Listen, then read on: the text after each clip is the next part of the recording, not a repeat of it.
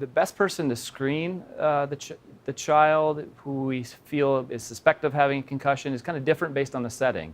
So if it's in an organized athletic setting and you have an athletic trainer present, they're a very good person to do the initial screening and then refer on to primary care physician or the emergency department if we think it's something more than just a simple concussion. If it's something that happens at school, not necessarily sports related, the school nurse can be valuable for that.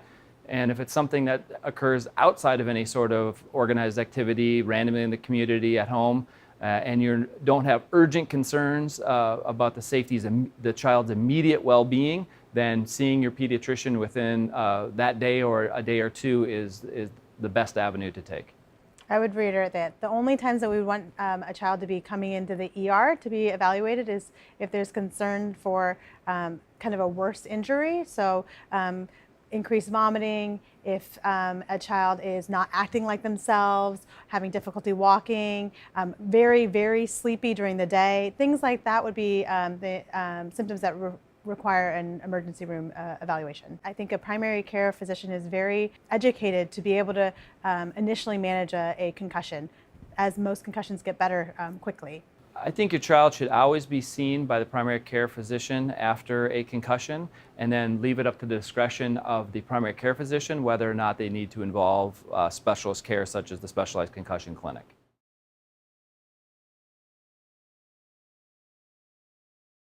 For parents whose children have been diagnosed with a concussion, the most important thing to understand is that this will get better over time. Most symptoms get better in 7 to 10 days, but some symptoms can last for a few weeks, and that's normal.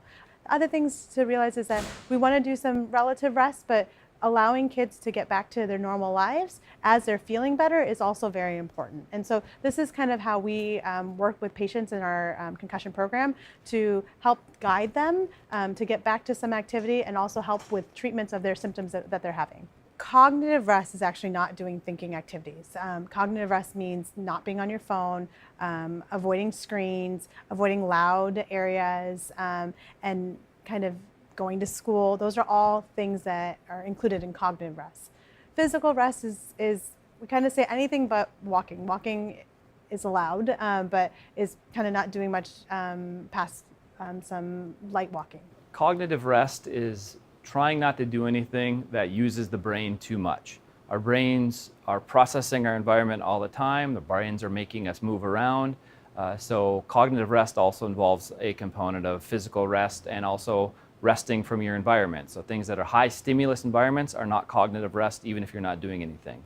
On the opposite side, cognitive rest is also not solitary confinement, which is a form of torture. So it's that fine balance in between not pushing the brain and not being in large, loud environmental situations, but also not limiting and torturing yourself to where it can create other psychological and emotional problems.